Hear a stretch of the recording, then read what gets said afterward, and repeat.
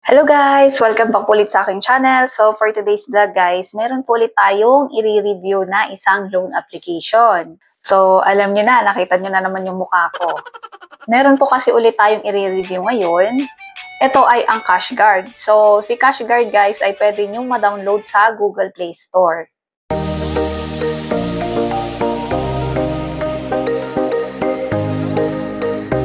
Browse kasi ako guys sa Play Store, nakita ko itong si CashGuard na meron siyang 4.6 na ratings sa Play Store. So, 'di ba, kapag 4.6 na siya ay maraming nag-review or maraming nag-rate na medyo maganda siya. So, ito ang titignan natin ngayon kung totoo ba or hindi ligaw-gawa or hindi nila tauhan lang yung mga nag-rate doon sa loan application na to. So sila nga guys ay nag-o-offer ng loan amount from 2,000 hanggang 60,000 daw.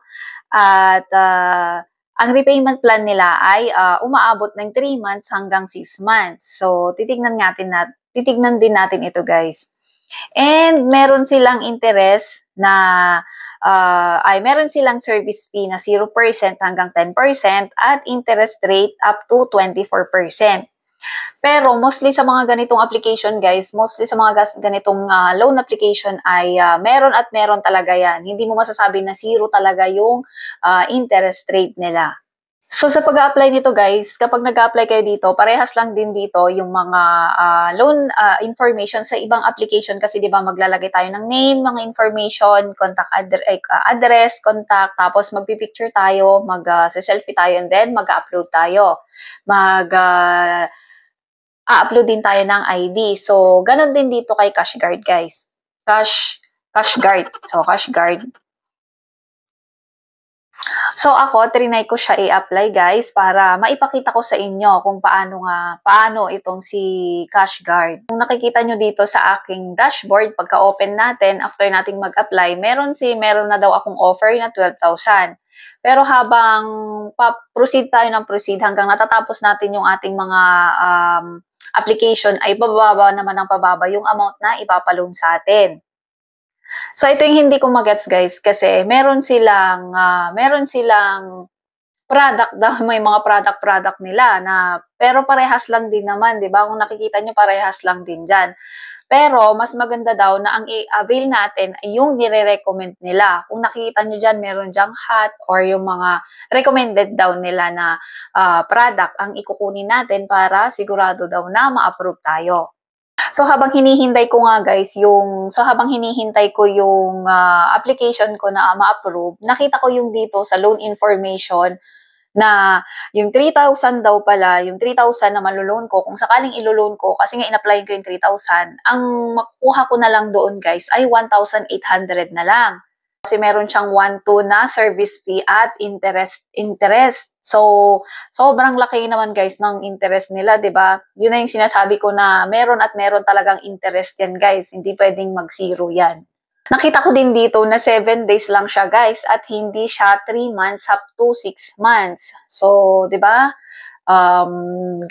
Red flag na 'yon kasi nga ang sabi dun sa is 3 months to 6 months pero 7 days lang pala siya. Kailangan mo nang ibalik yung hiniram natin na 1/8. O, 'di ba? 1/8 yung ibabalik mo. Ay hindi pala siya 1/8 kasi meron na siyang interest na 1,2. So binawas na 'yon, pero ang ibabalik mo ay 3,000 pa din yung niloan mo. Luging-lugi ka na talaga doon kasi 1,8 lang yung nakuha mo pero ang ibabalik mo ay 3,000. Kung titingnan nyo kasi dito guys sa example nila, sobrang napakalayo kasi yung example nila dito guys ay kapag daw 5,000 yung niloan mo, ang ibabalik mo na lang doon ay 5,750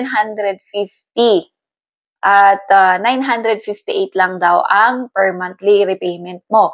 So kung tutuusin guys, kung nakikita nyo doon ay napakababa nga yung nilagay nila dito pero sa actual ay hindi yun ang nasusunod. Sinungaling sila guys kasi una, yung repayment plan nila, sabi nila 3 to 6 months pero 7 days lang siya, 'di ba? Pangalawa, yung example nila na interest. Meron at meron talaga yung interest guys. Yung example nila, napakababa yung interest niya, pero sa actual ay napakataas. So, hindi na rin natin kaya yun kung sakaling i-avail na. Kung sakaling mas mataas yung niloan nyo, ay mas mataas din ang interest rate nila. So, ganun nga guys, yung kay CashGuard. So, yung sa akin, hindi nakapending pa rin yung sa akin hanggang ngayon. Kaya, bahala na siya kung ma-approve siya or hindi. Basta hindi ko na siya i-avail itong si CashGuard kasi ang dami-daming plan nila. Pero hanggang sa akin ngayon ay naka-pending pa rin. Pero kung nakita nyo na yung sa plan nila guys, yung loan information mo ay wag mo na lang din ituloy kasi napakababa niya. Pero pag na-due date ka dito ay sobrang nakaka-stress guys kasi magsisend na sila ng mga text message, magsisend na sila ng mga pananakot na text blast.